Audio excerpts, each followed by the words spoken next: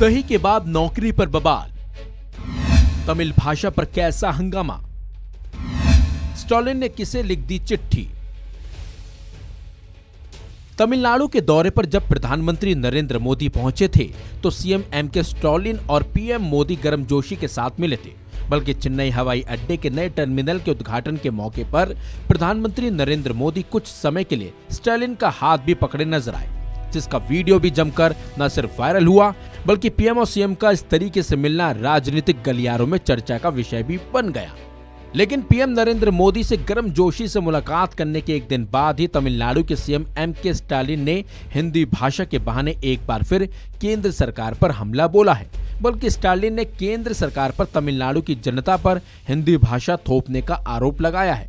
दरअसल कुछ दिनों पहले ही दही के पाउच पर दही लिखने को लेकर FSSAI पर स्टालिन ने निशाना साधा था, क्योंकि FSSAI ने दक्षिण भारत में दही बनाने वाली सहकारी संस्थाओं को कहा था कि वो दही के पैकेट पर दही ही लिखें। इसी आदेश के बाद एमके स्टालिन नाराज हो गए थे और उन्होंने इसे दक्षिण भारत पर हिंदी भाषा थोपने का आरोप लगा भी डाला था। हालांकि विवाद बढ़ने पर FSSAI ने अपना आदेश वापस ले लिया था।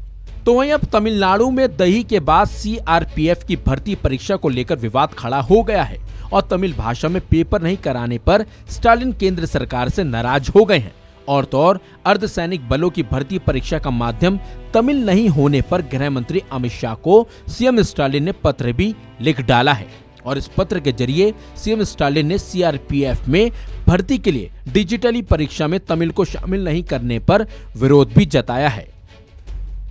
स्टालिन ने केंद्र के आदेश को भेदभावपूर्ण बताते हुए गृह मंत्री को लिखे पत्र में कहा, सरल शब्दों में कहें तो CRPF की यह अधिसूचना तमिलनाडु से आवेदन करने वालों के हितों के खिलाफ है। ये न केवल एक तरफा है बल्कि भेदभावपूर्ण भी है।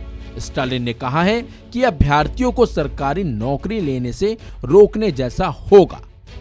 इसके साथ ही सीएम स्टालिन ने प्रतियोगी परीक्षा में तमिल समेत क्षेत्रीय भाषा को अनुमति देकर गैर हिंदी भाषी उम्मीदवारों को परीक्षा देने में सक्षम बनाने के लिए गृह मंत्री अमित शाह को तुरंत हस्तक्षेप करने की मांग भी की है। तमिलनाडु सरकार के मुताबिक CRPF में 9,212 भर्तियों में से 579 भर्तियों को तमिलनाडु से भरा जाना है, जिसके लिए परीक्षा 12 केंद्रों पर आयोजित की जानी है। इसके अलावा 100 में से 25 अंक हिंदी में बुनियादी समझ के लिए रखे गए हैं, जिसका फायदा हिंदी भाषा उम्मीदवार को ही मिलेगा। इसी से खफा होकर स्टालिन ने तमिल भाषा को शामिल करने की मांग की है और सीधे गृह मंत्री को ही पत्र लिख भी डाला है। इस खबर में इतना ही। अपडेट्स के लिए बने रहिए वन इंडिया हिंदी के साथ।